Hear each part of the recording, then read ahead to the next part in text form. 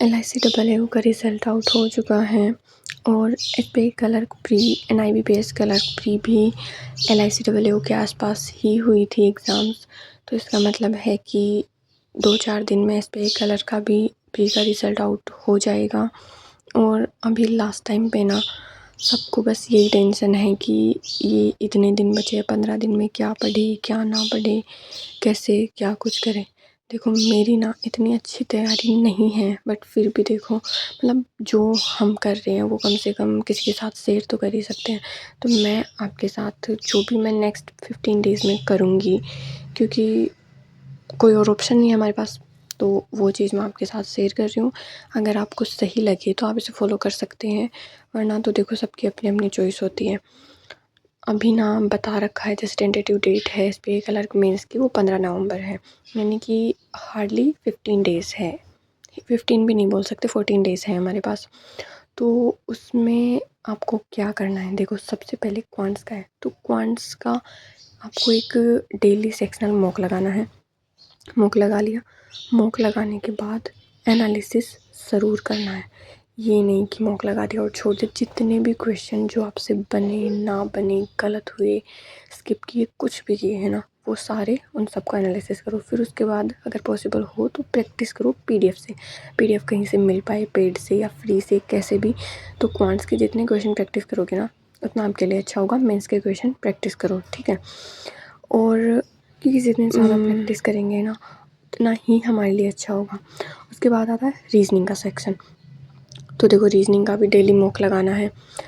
Mock लगाने से क्या होगा, हम ना पज़ल जो है हमारा बनाने की, वो थोड़ी समझ बनेगी और एक्यूरेसी भी आएगी, स्पीड भी बनेगी।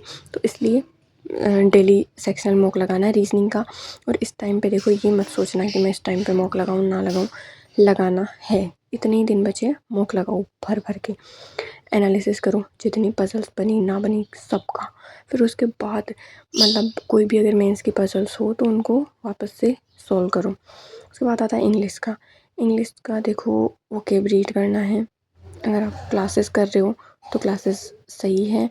फिर उसके बाद मेंस का सेक्शनल मॉक लगाना है, एनालिसिस करना है, और जो भी ग्रामर कॉन्सेप्ट्स हैं उनको रिवीजन करना है। वोकैब के लिए देखो मैं ना निमिषा मैम की क्लास करती थी, बट अभी इस टाइम पे अगर क्लासेस हो तो क्लासेस करो, वरना तो मेरा रीडिंग का जो सोर्स है वोकैब का, वो ब्लैक बुक है। तो मैं ब्लैक बुक से ही पढ़ती हूँ। उसके बाद अगर आपने नोट्स बनाए या कैसे भी, तो ग्रामर का रिवीजन करो, क्योंकि ग्रामर ना एरर के आपको पता है 5 क्वेश्चन आने हैं कन्फर्म। तो इसलिए ग्रामर का रिवीजन करो। और वैसे इंग्लिश ना मेरी कुछ खास नहीं है, तो मैं आपको इसके लिए ज़्यादा कुछ नहीं बता सकती। तो इंग्लिश में आप अपने अकॉर्डिंग देख लेना, और मेरा जो सोर्स है ना, वो सब चीज़ें मैं बता रही हूँ आपको। ऐसा मैं इंग्लिश, रीजनिंग, मैथ्स में कर रही हूँ फ़िलहाल। उसके बाद the most important section, current affairs या जनरल अवेयरनेस। तो देखो डेली CA तो मैंडेटरी है, चाहे आप किसी एजुकेटर से पढ़ो, कोई आपको कुछ भी बोल दे, डेली CA करना ही पड़ेगा आपको। लास्ट ईयर मैंने नहीं किया था तो मैंने उसका अंजाम भुगत लिया था, ठीक है। तो डेली CA को कभी स्किप नहीं करना, चाहे 1.5x हो सके तो 2x पे देख लो, बट क्लासेस ज़रूर करो। PDF से भी नहीं होगा मेरे अकॉर्डिंग तो। फिर है कि अब रिवीजन कैसे करें, सबको यही बात रहती है कि जो भी हुआ जैसा हुआ कर लिया, रिवीजन कैसे करें। हमको ना लास्ट 5 मंथ का CA करना पड़ेगा, यानी कि लगभग 20 वीक्स हो गए। अब ये 20 वीक्स का हर दिन 1 वीक का करके तो नहीं हो पाएगा। तो हमें क्या करना है, एक दिन में 2 वीक का करंट पढ़ना है, रिवीजन करना है। रिवीजन कैसे करना है, रिवीजन करो, नोट्स है आपने बनाए हैं तो अपने नोट्स से, PDF है तो PDF से। उसके बाद करो एक मैराथन क्लास, जो भी आपने रिवीजन किया उसके बाद मैराथन क्लास करो। वीकली क्लासेस आपको मिल जाएंगी या मंथली क्लासेस भी मिल जाएंगी। क्लासेस करोगे उनमें होंगे MCQ, तो आपने जो रिवाइज़ किया है अपने नोट्स से, PDF से, वो चीज़ आपको अच्छे से याद हो जाएगी। MCQ करने का यही फ़ायदा रहता है। तो इस तरीके से रिवीजन, जो नोट्स या PDF से कहीं से भी, फिर MCQ क्लास करो। यूट्यूब और पेड बैच है तो पेड बैच से, फिर वीकली मॉक लगाना है। जो भी रिवीजन किया उसका मॉक लगाओ।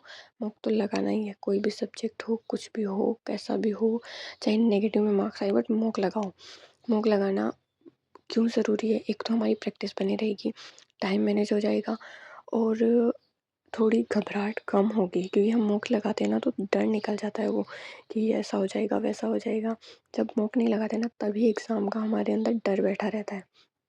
तो डेली मॉक तो लगाने लगाने और फिर अभी ना 15 दिन है, यानी कि आप 2 दिन में एक बार फुल लेंथ मॉक लगा सकते हो। ठीक है, डेली फुल लेंथ मॉक मत लगाना, बहुत ज़्यादा हो जाएगा, बर्डन लगेगा ऐसे, क्योंकि अभी आपको सीए रिवीजन भी करना है और भी चीज़ें कुछ रिवाइज करनी है।